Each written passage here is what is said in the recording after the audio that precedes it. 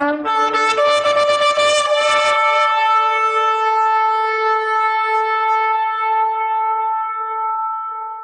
look at something Yeshua taught, and I think we might bring it to a close.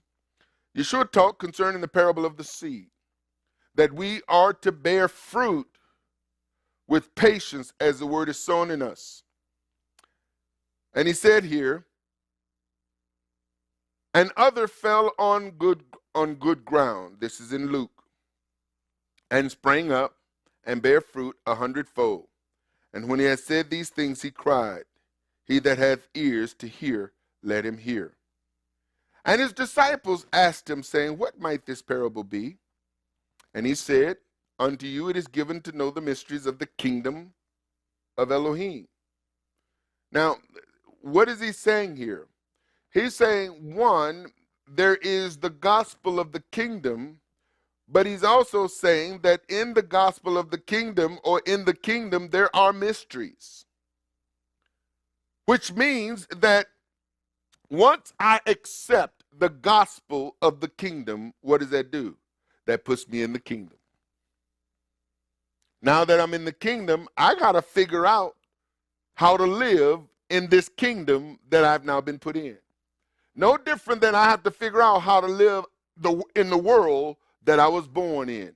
I was born in the world. I got to figure this thing out. And if I got some good mentors, my parents are good mentors, my brothers and sisters, those who are older, those individuals who've gone before me, they're going to figure some stuff out. They're going to teach me. I'm going to be wise. I'm going to listen to my elders.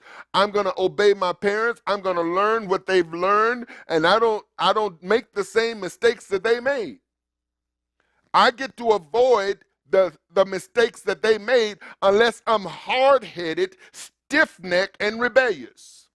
If I'm hard-headed, stiff-necked, and rebellious, I'm going to rebel against my parents. I'm going to disrespect and dishonor my parents. I'm not going to listen to them because I think I know better than they do. And if I do that in the natural world and I come into the kingdom, I'm going to do the same thing because that's the nature. You say, well, how does a person like that get in the kingdom? There's a whole lot of fakers. There's a whole lot of people around us because, see, it's hard for us to make the distinction between the natural realm and the kingdom realm because it all looks the same. This is where discernment comes in. See, we confuse church with kingdom. We can confuse the fellowship, the synagogue with kingdom. We confuse assemblies with being in the kingdom. The assemblies that we're in, ladies and gentlemen, is the physical, natural assemblies. They are in the world. This building right here is at 1334 Hill Road. But there's some kingdom activity that is going on in here that can only be discerned. And so people will walk in here in the natural, and they'll walk out in the natural and not pick up the spiritual that was deposited while they were in. Oh, this is heavy stuff. And so one person can get touched by the Spirit and another person is trying to figure what's going on with her. Sister's just sitting there shaking and shimmering and getting ministered to and healing, and somebody's thinking, I think y'all better call 911.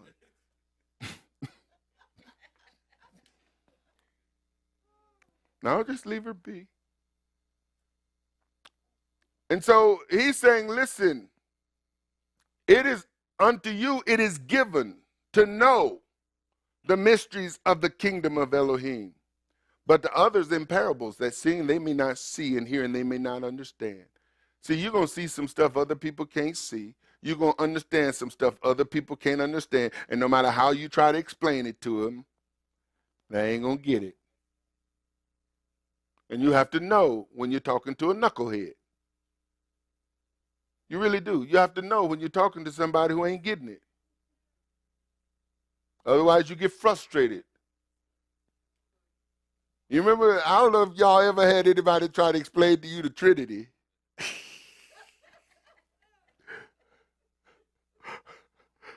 It's like, man, y'all got some wild ideas up in here.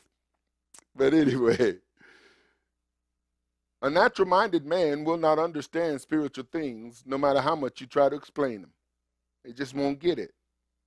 So you have to know when you're dealing with a natural-minded person, or if you're dealing with a spiritually minded person, and a lot of it will be determined by the questions they ask, the choice of words they use, their body language. You got to know when a person ain't listening to you. You're just talking. It's difficult when you're on the phone talking to people. They got the phone sitting down on speaker, doing something else. You know, you can discern over the phone. You don't have to be looking at a person to tell what's going on. If you got the spirit, you can discern things. You can pick up on things. You can pick up on spirits. And so he says, it's for us to know, but everybody else, he's speaking to them in parables. Now, the parable is this, brothers. The seed is the word of Elohim. Yeshua was talking about a sower sowing a seed. So I know that every day I stand here, these words that I'm speaking, they're seed. And this is why I understand, people, I cannot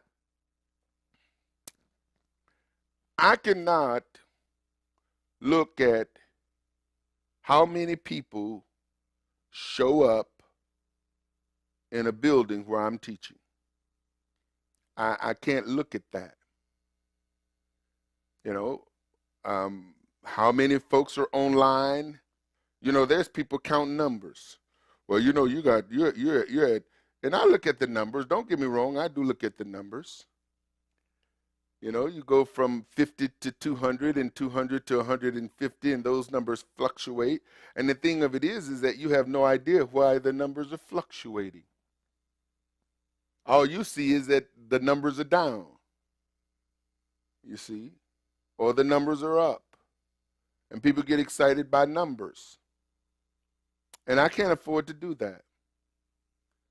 So if I'm talking to 100, or if I'm talking to 1, if I'm talking to 1,000, it's the same truth, the same passion, you see. And so Yeshua is saying, listen, guys, the word is the seed that the sower is sowing. And as I'm ministering, I understand that these are seeds that are being sown. And it's going to fall on different people, different ways. And this is what Yeshua is trying to say, is that, listen, there are going to be those by the wayside, are they that hear. They get excited about it. Then come the devil and take away the word out of their hearts. They hear it. It's not like they didn't hear it, but the enemy comes and takes it. Well, how does the devil steal? How does the devil steal? The devil is invisible. You can't see the devil. You can feel his presence, but you can't see him. How does the devil take the word, which is seed, which is spirit taking spirit out of hearts of spirit? You know how? Distraction.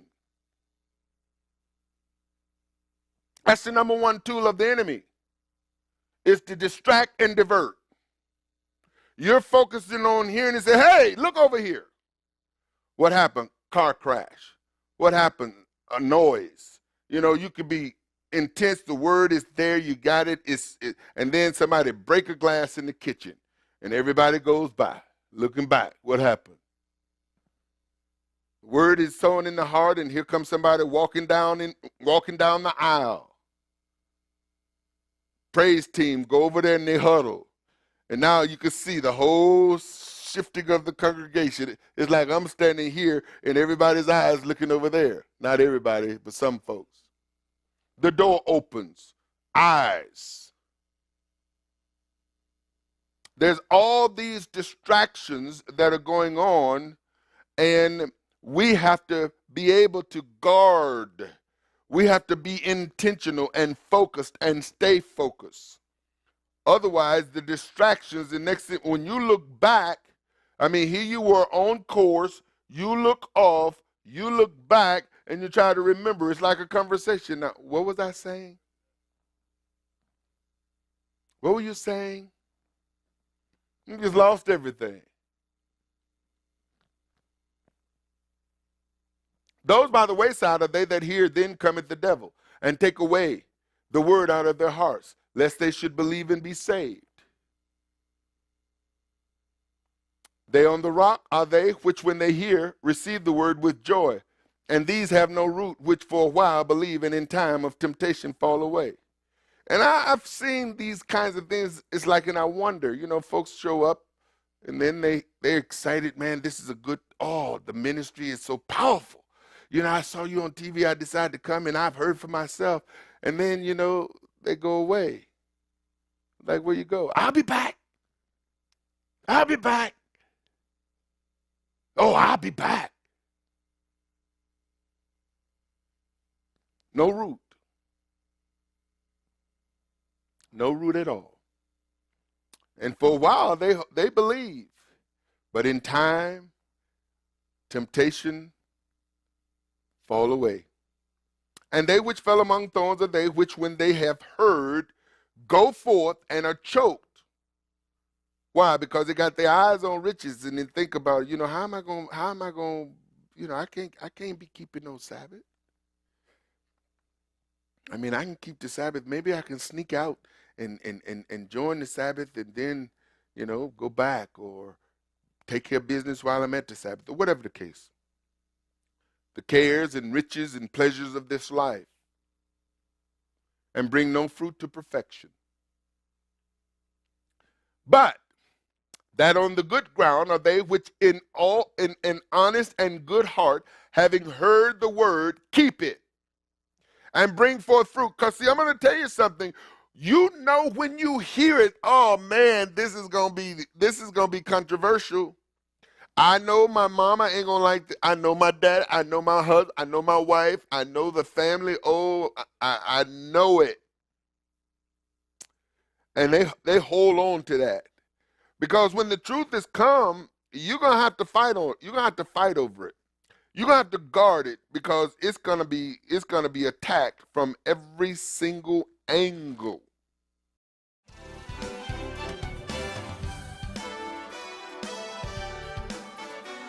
For more information, visit www.arthurbaileyministries.com or call 888-899-1479.